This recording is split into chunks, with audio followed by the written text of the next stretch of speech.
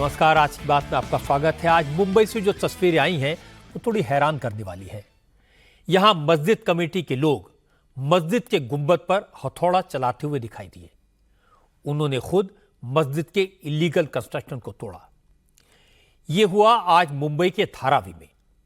मुसलमानों ने खुद हथौड़े लेकर मस्जिद के गैर कानूनी हिस्से को गिरा दिया। इस मामले में कोर्ट का आदेश था।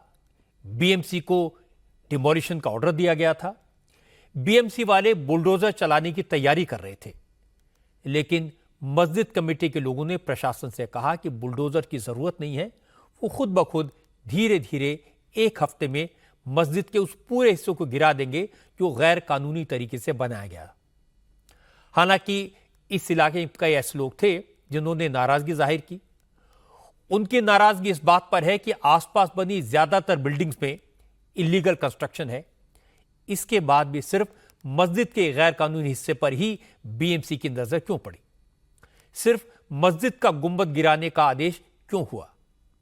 कुछ मुस्लिम नेताओं ने भी नाराजगी जाहिर की, इस चिंगारी को हवा देने की कोशिश की, लेकिन मस्जिद कमेटी ने बात को तरीके से संभाला, कोर्ट के आदेश का हवाला दिया और मस्जिद पर बुलडोजर चले इससे पहले ही खुद हथौड़ा लेकर गुंबद को तोड़ने लगे। इससे बात ज्यादा नहीं बढ़ पाई। इसी तरह का मामला पुणे में भी आया। पुणे में कोर्ट ने मस्जिद के बगल में बने इलीगल मदरसे को गिराने का आदेश दिया। मदरसा चलाने वालों ने आदेश नहीं माना तो कल देर रात प्रशासन का बुलडोजर पहुंच गया और मदरसे की बिल्डिंग जमींदोज हो गई। अब असदुद्दीन ओवैसी और उनकी पार्टी के नेता मदरसे के डिमोलिशन को मुद्दा बना रहे हैं। पुणे की सारी इलीगल बिल्डिंग्स को गिराने की मांग कर रहे हैं। मुंबई में मस्जिद में हुआ अवैध निर्माण मस्जिद कमेटी के लोगों ने खुद ही खामोशी से कैसे ढा दिया और पुणे में अवैध मदरसे को ढाए जाने को कैसे विवाद का मुद्दा बनाया गया, इन सब पर बात करेंगे आज की बात में। पहले मुंबई का जिक्र करते हैं। मुंबई के धारावी इलाके की ये वही महबूबे सुभानिया मस्जिद है जिसके कुछ हिस्से पर खुद मस्जिद ट्रस्ट की तरफ से आज हथौड़ा चल गया। यह सारी कार्रवाई बीएमसी के इंजीनियर्स की देखरेख में की जा रही है ताकि इससे आसपास के इलाके में रहने वाले लोगों को कोई परेशानी ना हो, आसपास की किसी बिल्डिंग को कोई नुकसान ना पहुंचे। असल में यह मस्जिद 1988 में बनाई गई थी। उस वक्त सब कुछ ठीक था, यहां सिर्फ ग्राउंड फ्लोर था, लेकिन कुछ सालों में इसमें एक के बाद एक 2 फ्लोर और बना दिए गए। उसके ऊपर गुंबद बना दिया गया, मीनारें खड़ी कर दी गई और छत पर एक कमरा भी बन गया। बीएमसी का कहना है कि यहां सिर्फ 14 फीट ऊंची इमारत बनाने की परमिशन दी गई थी, लेकिन धीरे धीरे यहां 40 फीट ऊंचा स्ट्रक्चर खड़ा कर दिया गया जो इलीगल है। बीजेपी के एमएलए प्रसाद लाड ने इस इलीगल कंस्ट्रक्शन के खिलाफ बीएमसी में शिकायत की थी। उसके बाद 21 सितंबर को बीएमसी की टीम अवैध निर्माण को ढाने के लिए यहां पहुंची थी, लेकिन उस वक्त यहां सैकड़ों लोगों की भीड़ इकट्ठा हो गई। लोगों ने मस्जिद को तोड़ने का विरोध किया, जमकर हंगामा किया, गाड़ियों में तोड़फोड़ हुई, जिसके बाद पुलिस ने किसी तरह मामला शांत कराया। इसके बाद बीएमसी के लोगों ने मुस्लिम समुदाय के लोगों से बात की और मस्जिद ट्रस्ट के लोगों ने बीएमसी से कहा कि वो मस्जिद को न तोड़ें, मस्जिद ट्रस्ट खुद इलीगल कंस्ट्रक्शन को गिरा देगा। लेकिन मस्जिद ट्रस्ट ने जो मियाद मांगी थी वो पूरी हो गई। डिमोलिशन का काम शुरू नहीं हुआ तो बीएमसी फिर हरकत में आई। इस मस्जिद के इलीगल कंस्ट्रक्शन को गिराने के लिए पुलिस से प्रोटेक्शन मांगा। जैसे ही मस्जिद ट्रस्ट को इस बात की भनक लगी तो मस्जिद कमेटी के लोगों ने रात में ही मस्जिद को पर्दे से ढक दिया और आज दोपहर में तोड़फोड़ का काम चालू हो गया। फिलहाल मस्जिद के ऊपरी हिस्से पर गुंबद को तोड़ा जा रहा है। ट्रस्ट का कहना है कि कुछ ही दिनों में पूरा काम हो जाएगा। धारावी के इस घनी बस्ती के ठीक बीच में जो सफेद रंग का आपको स्ट्रक्चर दिखाई दे रहा है, यही स्ट्रक्चर है महबूबे सुभानिया मस्जिद।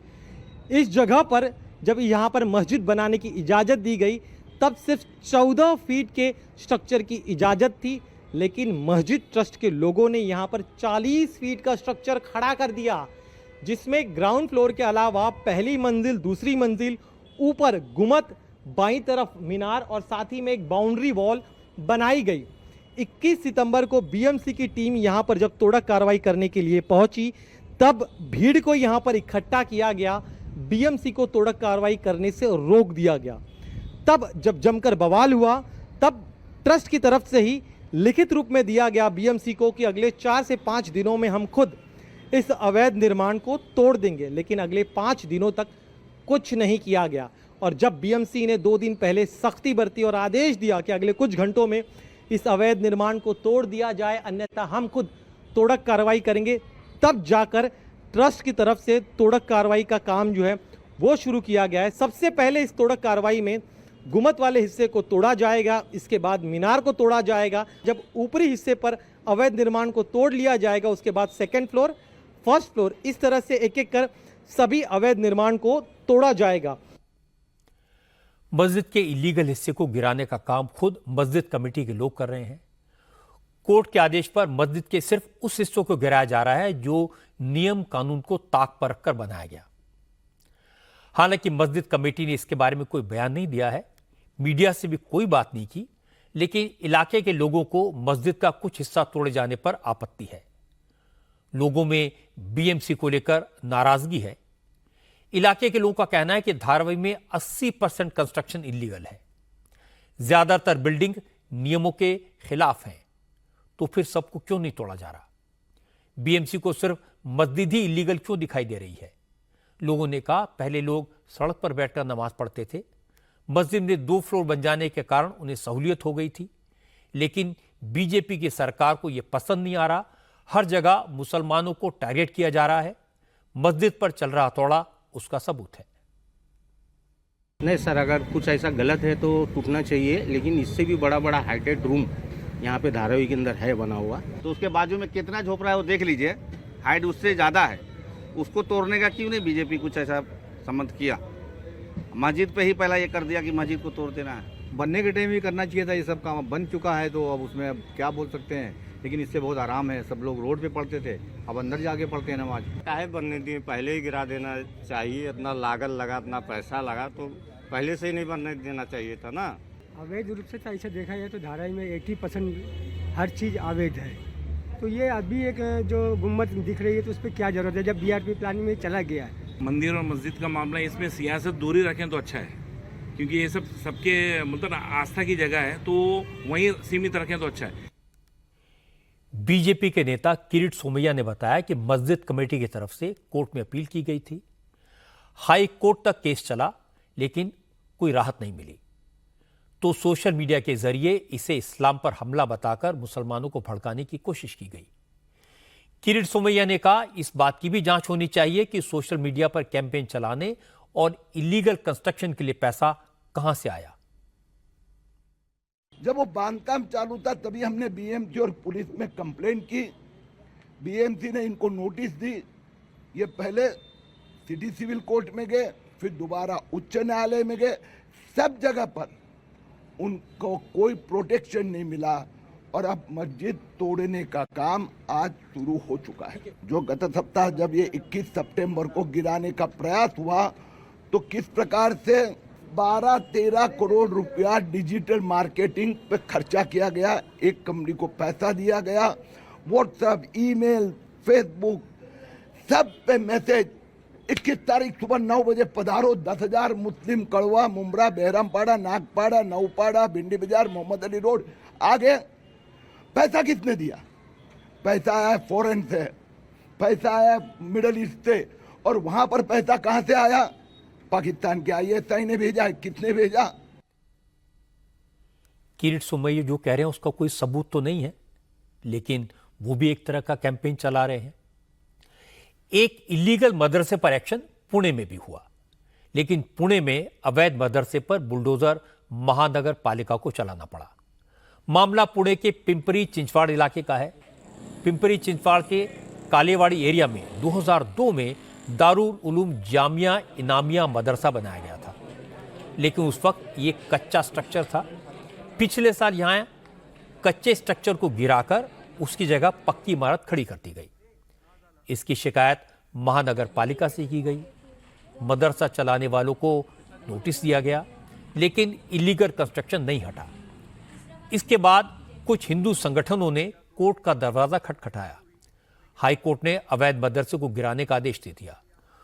कोर्ट के आदेश में भी मदरसा चलाने वालों को नोटिस देकर अवैध बिल्डिंग को गिराने का वक्त दिया गया, लेकिन जब कोई एक्शन नहीं हुआ तो कल रात महानगर पालिका की टीम बुलडोजर लेकर पहुंच गई और इलीगल कंस्ट्रक्शन को उठा दिया गया। हालांकि इस दौरान प्रशासन का विरोध हुआ, सैकड़ों लोगों की भीड़ इकट्ठी हो गई, लेकिन कोर्ट का आदेश था इसलिए एक्शन हुआ। अब इसे बच्चों के एजुकेशन का मसला बताकर लोगों को भड़काने की कोशिश की जा रही है। महानगर पालिका का कहना है कि उन्होंने सिर्फ उस हॉल को गिराया है जो इलीगल था, लेकिन मदरसा चलाने वाले मौलाना कारी इकबाल ने कहा जिस स्ट्रक्चर को गिराया गया है वहां बच्चे पढ़ते थे, लेकिन बच्चों की भी परवाह नहीं की गई। मौलाना कारी इकबाल ने कहा महानगर पालिका ने उन्हें जून में नोटिस भेजा था, तब उन्होंने उसका जवाब दिया था और कहा था जो भी इलीगल है उसके लिए वो फाइन भरने को तैयार है, लेकिन उनकी बात नहीं सुनी गई। नोटिस तो हमें वो 6 महीने में आया था, 6/6/2024 को, लेकिन कल अचानक इस पे कार्रवाई हुई और वो भी इतवार के दिन रात के वक्त में हुई और प्रशासन ने देखा कि यहाँ इस मदरसे में बच्चे सोए हुए थे। रात 12 साढ़े 12 बजे छोटे छोटे बच्चों को उठा के दूसरी जगह शिफ्ट करना और फिर इस पर कार्रवाई करना, ये कहाँ तक मुनासिब है। दूसरी बात यह कि हमें अफसोस इस चीज़ का है कि 11 बजे से लेके 4 बजे तक हमारी एडिशनल कमिश्नर साहब से बातचीत होती रही और भी 2-4 साहब उनके साथ में थे, तो तय ये हुआ था कि थोड़े कार्रवाई करेंगे और तुम अपने हाथों से करो। हमने अपने हाथों से करने को बिल्डोजर आया और वो पूरा आहिस्ता आहिस्ता पूरा गिरा के चले गए। देखिए ये मदरसा ही तो था, मदरसे का काम इसमें होता था, अजान होती थी, नमाज होती थी, बच्चे पढ़ते थे, तो ये मदरसा है, हॉल नहीं है, और मदरसे को ही उन्होंने गिराया है। इस मदरसे को कोर्ट के आदेश के बाद गिराया गया है। पिंपरी चिंचवाड़ के एडिशनल कमिश्नर प्रदीप जांबले पाटिल का कहना है कि शहर में जो भी लीगल कंस्ट्रक्शन किए गए हैं, चाहे वो मंदिर हो, मस्जिद हो या मदरसा हो, उसकी पूरी जानकारी निगम के पास है। जो भी अवैध निर्माण है उसे तोड़ा जा रहा है, इसमें किसी समुदाय को निशाना नहीं बनाया जा रहा। रही बात पिंपरी चिंचवाड़ के मदरसे की, तो वहां सिर्फ एक हॉल को तोड़ा गया है जो गैर कानूनी तरीके से बनाया गया था, लेकिन इलाके के लोगों का दावा है कि मदरसे में आसपास के बच्चे पढ़ते हैं। प्रशासन ने रात में सो रहे बच्चों को जगाया और हॉल खाली करवाया और उस पर बुलडोजर चला दिया। कुछ लोगों ने कहा कि महाराष्ट्र में चुनाव होने वाले हैं, इसलिए वोट के खातिर जानबूझकर मुसलमानों को निशाना बनाया जा रहा है। ये अनलीगल था, आपको तोड़ना था।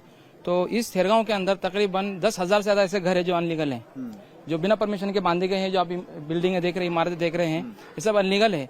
तो इन सब को छोड़कर सिर्फ हमारे ऊपर क्यों कार्रवाई की गई? ये चुनाव का एजेंडा है ना, बीजेपी सरकार है ये। तो बीजेपी सरकार मुस्लिम लोगों को नहीं चाहती, मालूम, मुस्लिम लोगों को खाली टारगेट बना के ऐसा कार्रवाई हुई है। तो छुट्टी के दिन कार्रवाई होगी क्या, आप बताइए ना। अगर कार्रवाई करना ही होता तो दिन में करना चाहिए ना, रात में क्यों?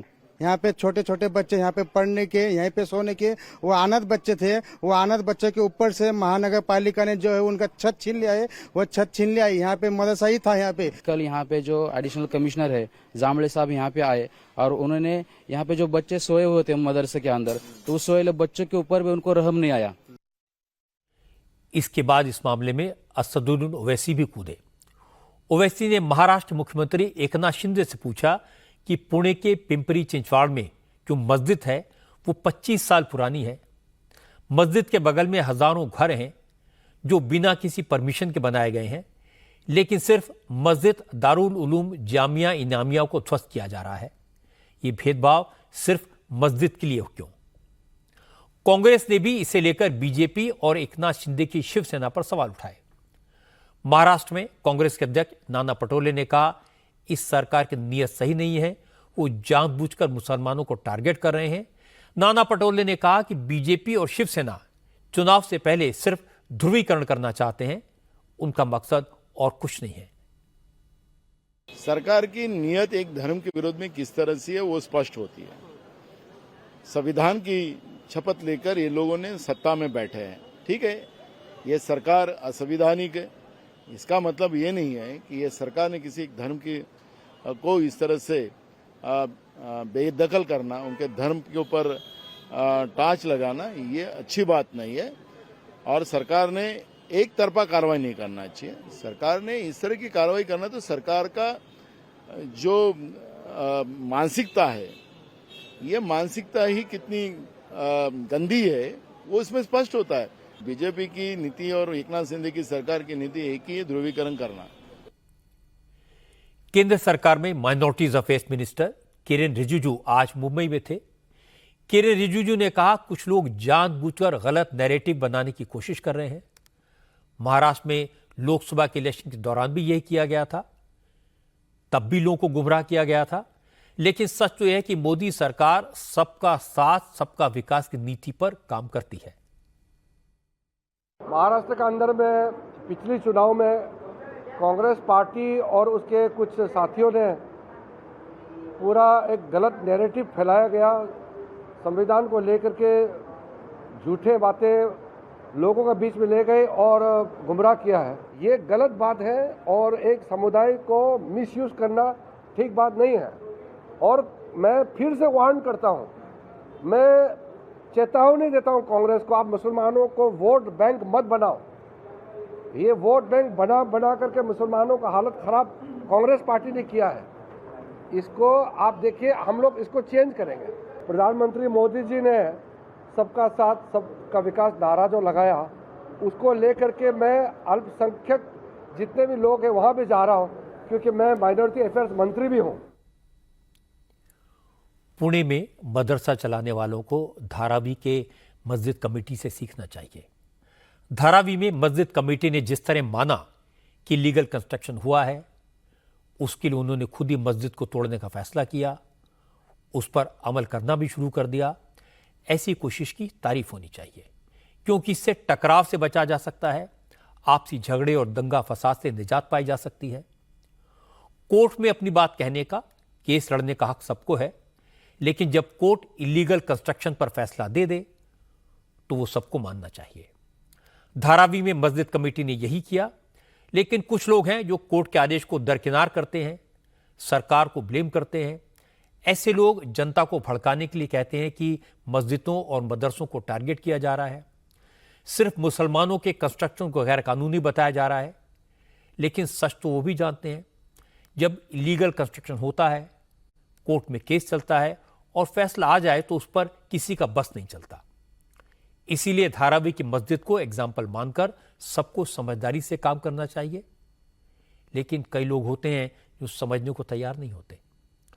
इसमें सियासी फायदा उठाने वाले मुस्लिम लीडर्स भी होते हैं और हिंदू भी। महाराष्ट्र के अमरावती में ही आज एक और एग्जाम्पल सामने आया। आज यहां बीजेपी के नेता नितेश राणे के खिलाफ एक्शन हुआ। नितेश राणे के खिलाफ भड़काऊ बयान देने के मामले में केस दर्ज हो गया। असल में नितेश राणे ने कल अमरावती में एक प्रोग्राम के दौरान फिर से एक बेहुदा बयान दिया। नितेश राणे ने कहा, हैदराबाद के दो भाई हिंदुओं को देख लेने की बात कहते हैं, 15 मिनट का वक्त मांगते हैं। 15 मिनट तो बहुत ज्यादा है, अगर हिंदुओं को सिर्फ 5 मिनट मिल जाएं तो चुन चुनकर खत्म करेंगे। नितेश राणे अकबरुद्दीन ओवैसी के बयान का हवाला देकर मुसलमानों को धमका रहे थे। इसकी शिकायत की गई, बयान का वीडियो भी शिकायत के साथ लगा दिया गया और इसके बाद महाराष्ट्र पुलिस ने नितेश राणे के खिलाफ भारतीय न्याय संहिता की कई धाराओं में एफआईआर दर्ज कर ली।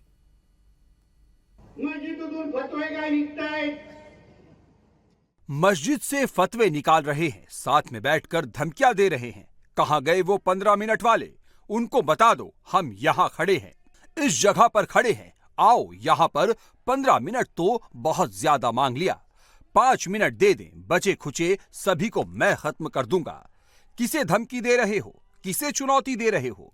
भगवान मेरे भीतर डर का बटन डालना ही भूल गया है। मैंने कहा था कि अगर कोई हिंदुओं की तरफ तिरछी नजर से देखेगा तो चुन चुन के मारेंगे, ये याद रखना। तुमको भी चुन चुन के मारेंगे। शरद पवार के एनसीपी के नेता जितेंद्र आव्हाड ने कहा कि नितेश राणे खुलेआम धमकी दे रहे हैं, मुसलमानों को मारने काटने की बात कह रहे हैं। इसके खिलाफ कड़ी कार्रवाई होनी चाहिए, लेकिन ऐसा होगा नहीं क्योंकि महाराष्ट्र सरकार ने खुद उन्हें फ्री हैंड दिया हुआ है। हेट स्पीच में सर्वोच्च न्यायालय ने स्पष्ट कहा है कि सुमोटो केस होना चाहिए। जब वो आदमी खुल के बोलता है कि मैं क्या मस्जिद में घुस के मारूंगा? It's a threat. पुराने आईपीसी के तहत 506(2) ये लगाना चाहिए। ये थ्रेट परसेप्शन का है। हाँ, ये सरकार लगाने को ही तैयार नहीं। ये सरकार ने मैदान खुला करके रखा है कि भाई ढोस दे दो। ऐसा लगता है कि नीतीश राणे को भड़काने वाली बातें कहने की लत लग गई है। हर थोड़े दिन में वो कोई ऐसी बात कहते हैं जिसका उद्देश्य समाज में नफरत फैलाना होता है। ऐसी बातें करके कुछ देर के लिए वाहवाही लूटी जा सकती है, सोशल मीडिया पर हिट्स मिल सकते हैं, लेकिन लॉन्ग रन में इसका परिणाम अच्छा नहीं होता। इस तरह के लोगों को थोड़ा टाइट करने की जरूरत है। सिर्फ केस फाइल करना काफी नहीं होगा, पुलिस को थोड़ा जोर लगाकर अदालत से सजा दिलवानी चाहिए। महाराष्ट्र में महायुति की सरकार ने आज एक और ऐसा फैसला किया जिसे हिंदू मुस्लिम की नजर से देखा जाएगा। आज महाराष्ट्र सरकार ने गाय को राज्य माता घोषित कर दिया। एकनाथ शिंदे की सरकार ने देसी गायों को संरक्षण देने के लिए गौहत्या और गाय की तस्करी पर पाबंदी लगाने की नीयत से यह फैसला किया है। महाराष्ट्र सरकार देसी गाय पालने वाले किसानों को अनुदान देगी। हर गाय के चारे के लिए इंतजाम किया जाएगा। किसानों को 30 रुपए प्रतिदिन के हिसाब से आर्थिक सहायता मिलेगी। इसके लिए अलग से फंड एलोकेट किया गया है। Deputy chief minister Devendra Fadnavis ने कहा, देसी गाय का दूध हाइब्रिड गायों के मुकाबले फायदेमंद है। A2 मिल्क की डिमांड दुनिया भर में बढ़ रही है और हमारे देश में देसी नस्ल खत्म हो रही है। इसलिए देसी गाय को प्रोटेक्शन देने के लिए सरकार ने किसानों की मदद करने का फैसला किया है।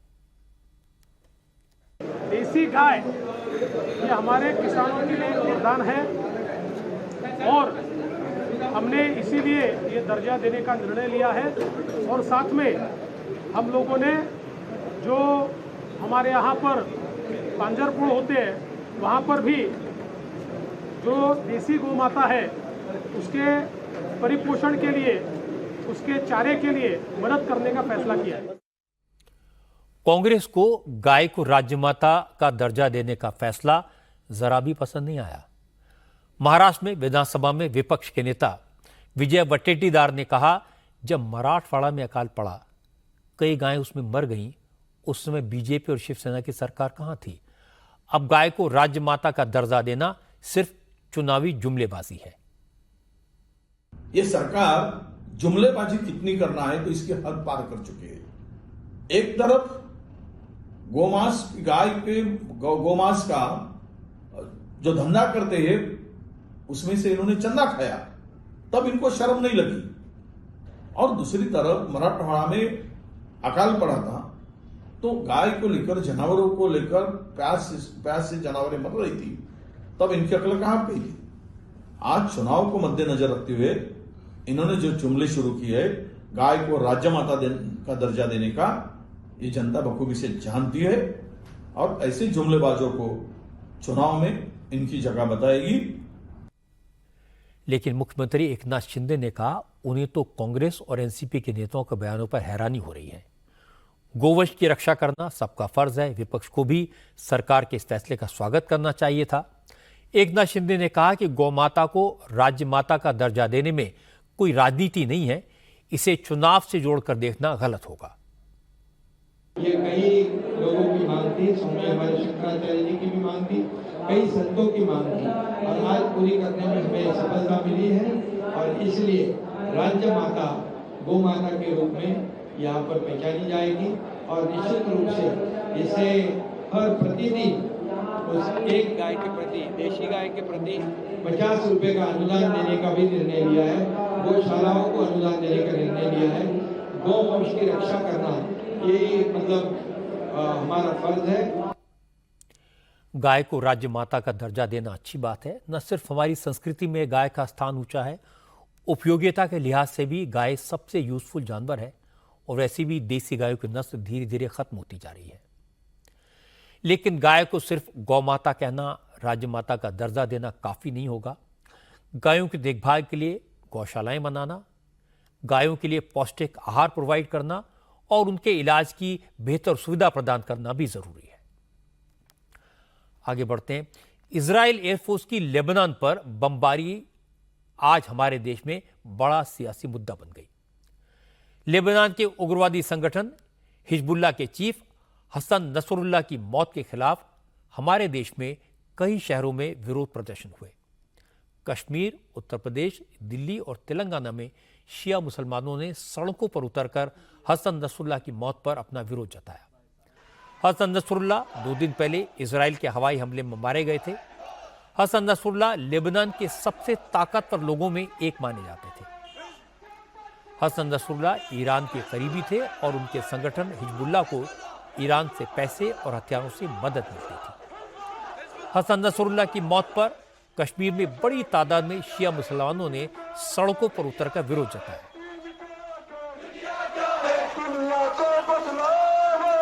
श्रीनगर, बड़गाम और पुंछ में नसरुल्लाह की याद में जुलूस निकाले गए। इनमें बड़ी तादाद में महिलाएं और स्कूली बच्चे भी शामिल हुए। लोगों ने हसन नसरुल्लाह के अलावा ईरान के supreme leader Ayatollah Ali Khamenei और हमास के मारे जा चुके नेता इस्माइल हानिया की तस्वीरें लेकर प्रोटेस्ट मार्च निकाला। प्रदर्शनकारियों ने इजराइल के खिलाफ नारेबाजी की। इजराइल को इंसानियत का दुश्मन कराते हैं।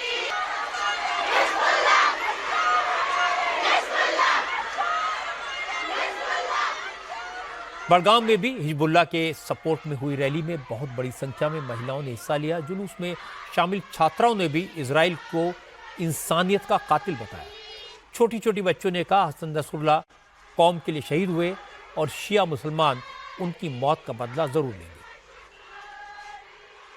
हमारे सारे यहाँ पे इसलिए जमा हुए हैं क्योंकि हमारा आखिरी जिस नाम सईद हसन नसरुल्लाह है और इस्राइल वो शहीद किया गया है। इस्राइल लेबनान फलस्तीन पे जितना भी अटैक करे हम पीछे नहीं हटने देंगे। हुसैनियत जिंदाबाद, हुसैनियत जिंदाबाद। आपने एक हिजबुल्लाह चीफ को मारा है, हर घर से हिजबुल्लाह निकलेगा। मैं हर उस इंसान से बात कर रही हूँ जो फलस्तीन के खिलाफ है। मैं लिबनानियंस को हौसला देना चाहूंगी कि वो बिल्कुल भी फिक्र ना करे क्योंकि हम उनके साथ है।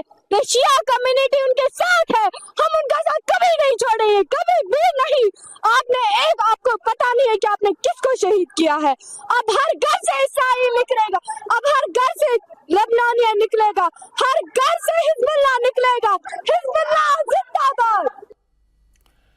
कश्मीर में वैसे तो सुन्नी मुसलमानों की आबादी ज़्यादा है, लेकिन शियाओं की आबादी भी 20 से 25% है। इसीलिए जब इजरायली हमले में हिजबुल्लाह के चीफ की मौत की खबर आई तो हज़ारों लोग सड़कों पर उतर पड़े। जम्मू कश्मीर में चुनाव हो रहे हैं, इसलिए फ़िलिस्तीन पर बमबारी का मुद्दा तो पीडीपी और नेशनल कॉन्फ्रेंस पहले से उठाते रहे हैं। अब हसन नसरुल्लाह की मौत का इशू भी सियासी हो गया है। महबूबा मुफ्ती ने ऐलान किया कि वो गजा और लेबनान की जनता पर इजरायली हमलों और ख़ास तौर से हसन नसरुल्लाह की मौत के गम में अपना इलेक्शन कैंपेन एक दिन के लिए सस्पेंड कर रही है। महबूबा मुफ्ती के इस कदम का बीजेपी ने विरोध किया। कहा महबूबा आतंकवादियों से हमदर्दी दिखा रही हैं। इस पर महबूबा ने कहा कि इजराइल इंसानियत का कातिल है। इजराइल के प्राइम मिनिस्टर नेतन्याहू ने फिलिस्तीन और लेबनान को गैस चेंबर बना दिया है, इसलिए भारत को इजराइल के साथ ताल्लुकात खत्म कर लेने चाहिए। जो इंटरनेशनल क्रिमिनल कोर्ट ने नेतन्याहू के खिलाफ ये वर्डिक्ट दे दिया, ये फैसला दे दिया कि वो एक क्रिमिनल है जिसने फलस्तीन में हजारों बच्चे, औरतें, बुजुर्ग, नौजवानों को शहीद किया और अब लेबनान में जा रहा है। तो इसकी जितनी भी मजम्मत हो वो मुझे लगता है कम है। और जो पूरी इंटरनेशनल कम्युनिटी है उनको चाहिए कि वो ये जो सबसे बड़ा, मेरे ख्याल में दुनिया का सबसे बड़ा टेररिस्ट जिसने सबसे ज्यादा कत्ल और गारत किए हैं, मेरे ख्याल में हिटलर के बाद, हिटलर ने तो लोगों को मारने के लिए चैम्बर्स बनाए थे जिसमें वो मारते थे ज्यूज को, मगर जो नेतन्याहू है इसने तो फलस्तीन को ही एक गैस चैम्बर बना दिया है। बीजेपी मुझे क्या कहेगी? बीजेपी तो वो लोग हैं, इनके बड़े बड़े लीडर, जब कुठवा में मासूम बच्ची का रेप और मर्डर हुआ, गैंग रेप हुआ, ये तो रेपिस्ट के साथ खड़े हो गए, जिसके लिए मैंने दोनों मिनिस्टरों को फिर मिनिस्ट्री से बाहर कर दिया। नेशनल कॉन्फ्रेंस ने भी हिजबुल्लाह और हमास का सपोर्ट किया। उमर अब्दुल्ला ने कहा कि इजराइल के हाथ बेगुनाहों के खून से रंगे हुए हैं। ऐसे में भारत सरकार और इंटरनेशनल कम्युनिटी को चाहिए कि वो इजराइल पर ये हमले रोकने का प्रेशर बनाए।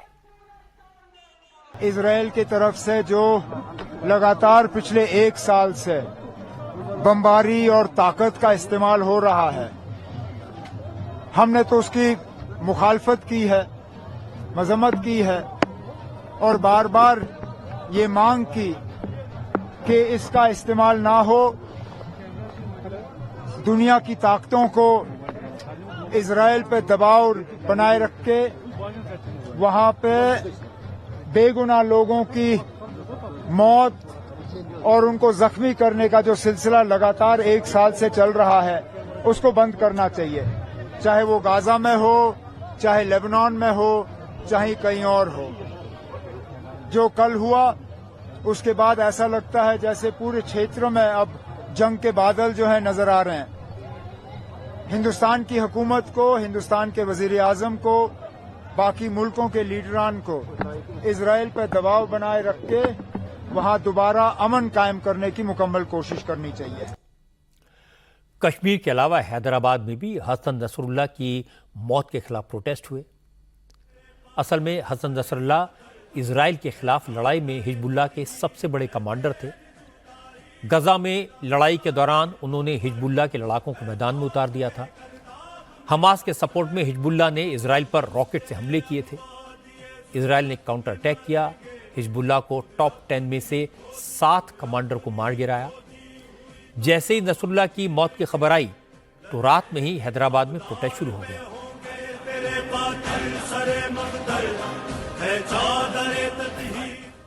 लखनऊ में भी हसन नसरुल्लाह की मौत के खिलाफ जोरदार प्रदर्शन हुए।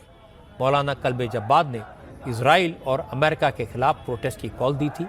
कल्बे जब्बाद ने हसन नसरुल्लाह की मौत को महान शहादत बताते हुए लखनऊ में 3 दिन का शोक मनाने का ऐलान किया था।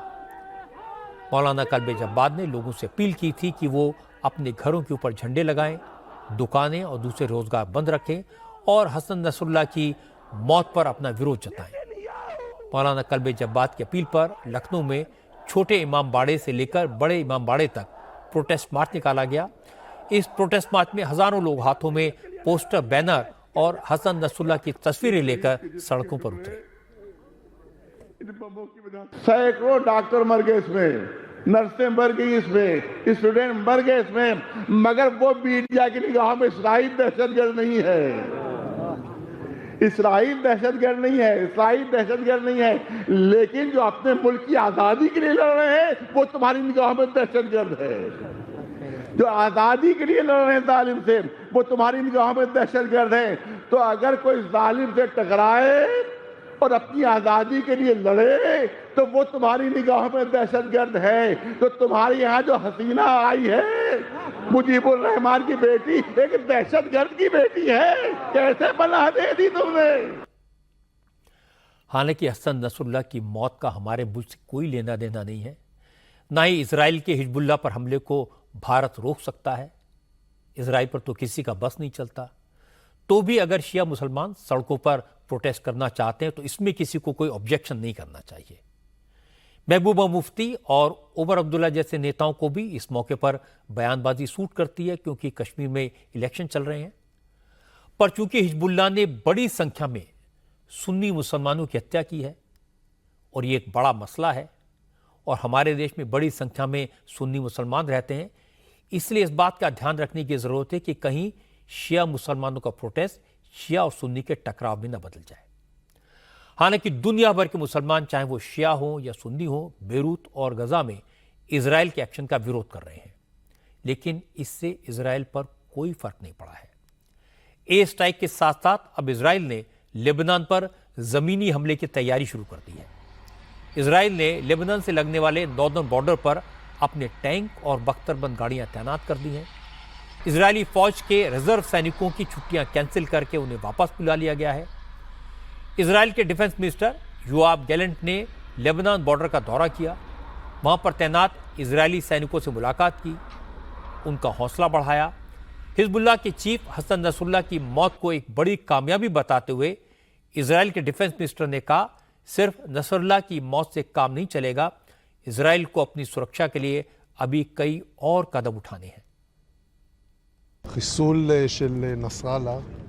हसन नसरुल्लाह का सफाया बहुत अहम कदम है, लेकिन यही पर्याप्त नहीं है। हम अपनी पूरी ताकत का इस्तेमाल करेंगे और अगर कोई ये नहीं समझता है कि इसका मतलब क्या है, तो मैं बता दूं कि क्षमताओं से हमारा मतलब हमारी ताकत है। आप इस कोशिश का हिस्सा है। हम आप पर भरोसा करते हैं। आप सबकी मदद से हम अपने मकसद में कामयाब रहेंगे। मैं यहाँ के रिजर्व और सामान्य सैनिकों से कह रहा हूँ कि जो कुछ करने की जरूरत होगी हम करेंगे। हमारा लक्ष्य उत्तरी इलाकों में रहने वालों को उनके घरों में लौटाना है। उत्तर के नागरिकों को उनके घरों में वापस लाने के लिए हम हर मुमकिन कोशिश करेंगे। यही आपका मिशन है, यही इजराइल के सुरक्षा बलों का मिशन है और इसके लिए हम हर संभव कोशिश करेंगे। हम हवाई, समुद्री और जमीनी ताकत का भी इस्तेमाल करेंगे। इजराइल के रक्षा मंत्री ने जो कहा उसका असर दिखाई दे रहा है। इजराइल ने लेबनान पर बमबारी तेज कर दी है। इजराइल की एयरफोर्स ने लेबनान की राजधानी बेरूत में हिजबुल्लाह के ठिकानों पर जबरदस्त बम बरसाए। पिछले साल अक्टूबर से मिडिल ईस्ट में शुरू हुई जंग के बाद ये पहला मौका था जब इजराइल के विमानों ने लेबनान की कैपिटल बेरूत पर बॉम्बिंग की। पिछले 10 दिन में हिजबुल्लाह के खिलाफ इजराइल के हमलों में 1000 से ज्यादा लोग मारे जा चुके हैं।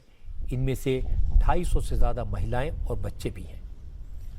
गजा में युद्ध के दौरान हिजबुल्लाह की तरफ से इजराइल पर लगातार रॉकेट दागे जा रहे थे। गजा में फौजी एक्शन से फायरिंग होने के बाद इजराइल ने लेबनान पर फुल स्केल अटैक शुरू किया है और अब जमीनी हमले की तैयारी कर रहा है। इस बीच सुप्रीम लीडर हसन नसरुल्लाह की मौत के बाद हिजबुल्लाह के दूसरे सबसे बड़े नेता नईम कासिम का बयान आया है। हिजबुल्लाह के डिप्टी लीडर नईम कासिम ने कहा, नसरुल्लाह और दूसरे कमांडर्स की मौत का गम तो है, लेकिन हिजबुल्लाह के लड़ाके इजराइल के ग्राउंड अटैक का मुंह तोड़ जवाब देने के लिए तैयार है। असल में हिजबुल्लाह ईरान के एक्सिस ऑफ रेजिस्टेंस का एक पार्ट है। ईरान ने इजराइल और सुन्नी अरब देशों से मुकाबले के लिए पूरे मिडिल ईस्ट में कई हथियारबंद संगठन खड़े किए हैं, जैसे इराक में इस्लामिक रेसिस्टेंस, सीरिया में बशर अल असद की हुकूमत, फिलिस्तीन हमास और लेबनान में हिजबुल्लाह। इसके अलावा ईरान यमन में हूथी लड़ाकों को सपोर्ट करता है, उन्हें पैसे और हथियार देता है। गजा में युद्ध छिड़ने के बाद से हूथी विद्रोही भी इजराइल को निशाना बनाने की कोशिश करते रहे हैं। जब इजराइल के prime minister Benjamin Netanyahu America से लौट रहे थे, तब हूथियों ने इजराइल के बेन गुरियन हवाई अड्डे पर हमला किया था।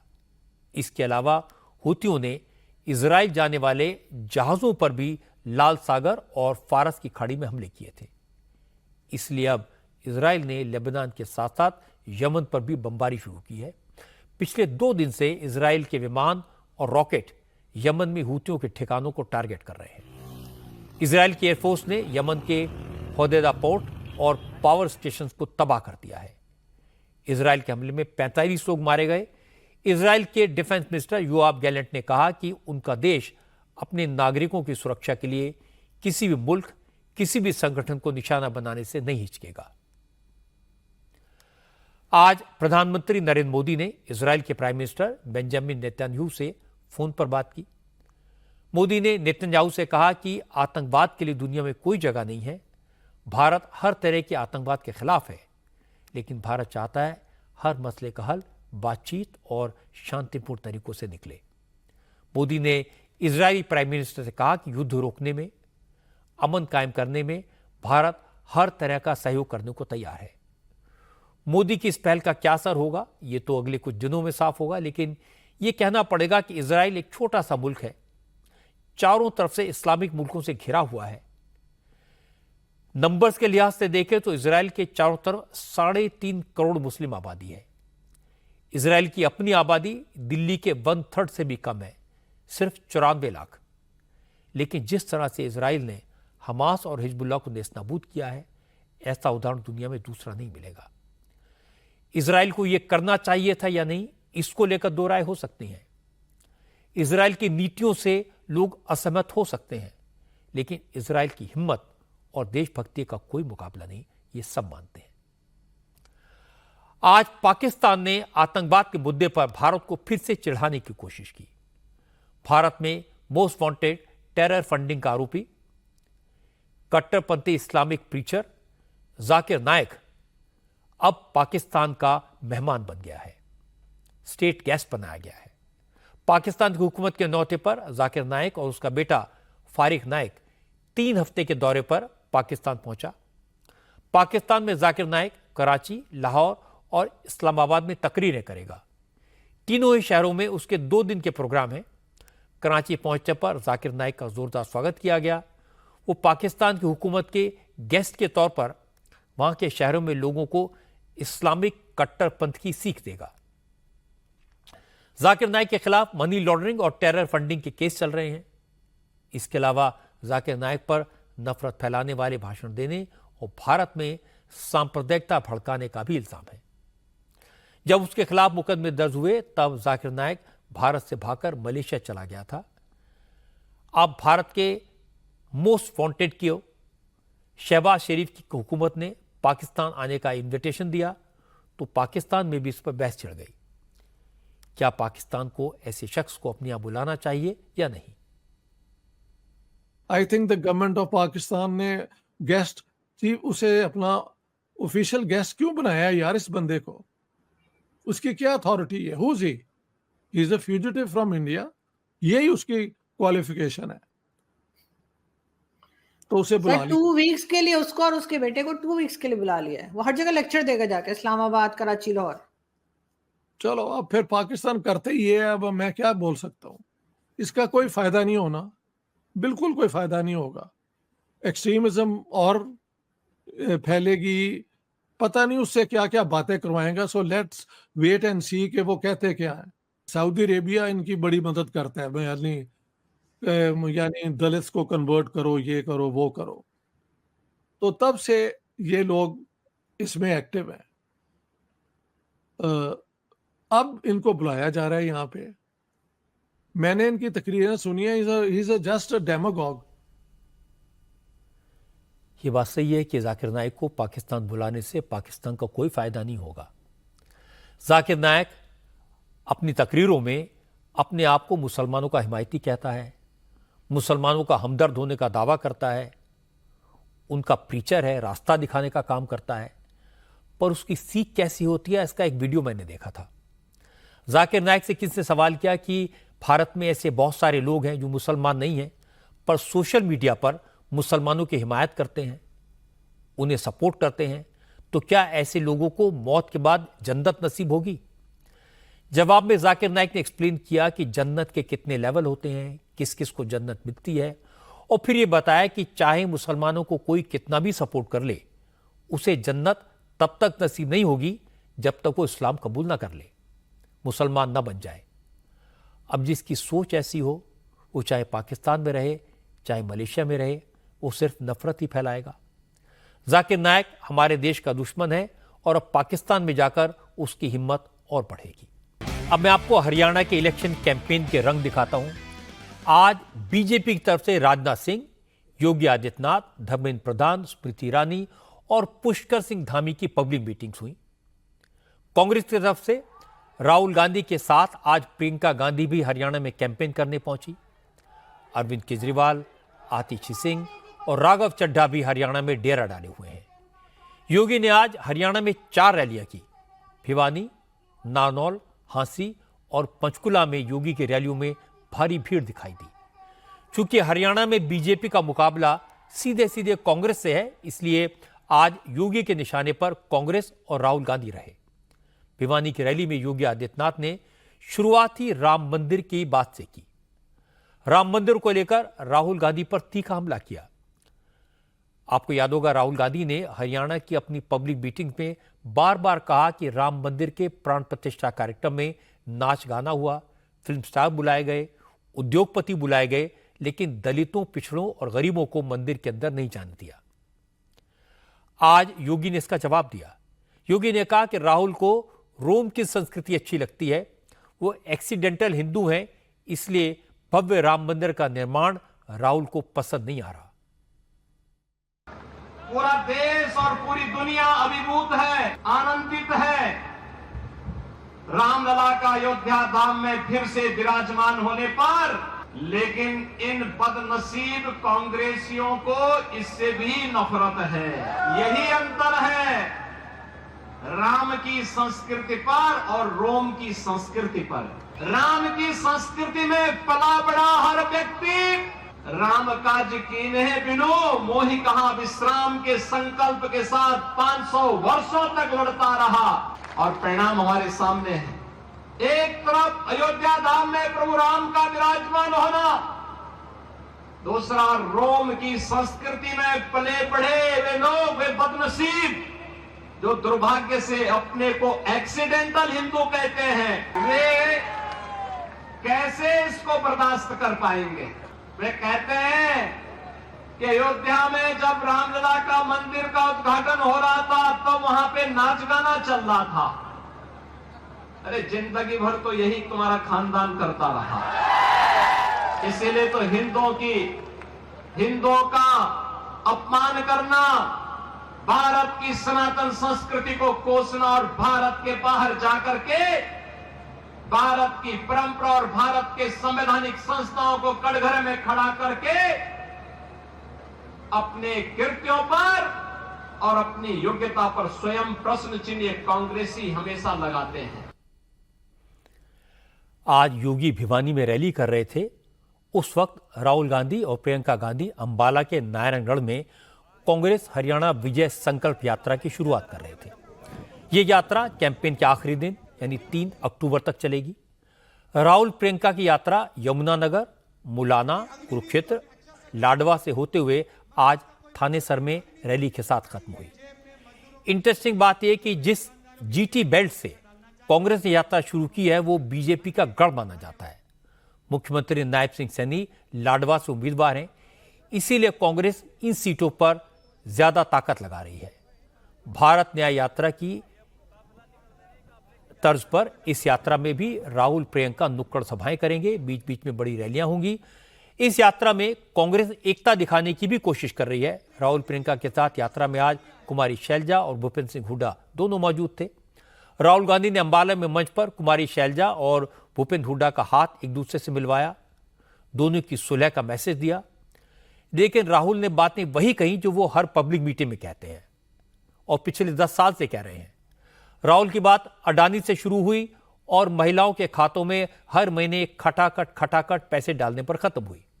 राहुल ने कहा कि मोदी सरकार लोगों की जेब से पैसा निकालकर अडानी की जेबें भर रही है। अगर कांग्रेस सत्ता में आई तो जनता को उसका पैसा वापस लौटाएगी। और इसके बाद राहुल ने कहा कि हरियाणा में मुकाबला कांग्रेस और बीजेपी का है। बाकी जो भी पार्टियां चुनाव मैदान में हैं उनको बीजेपी ने कांग्रेस के वोट काटने के लिए मैदान में उतारा है।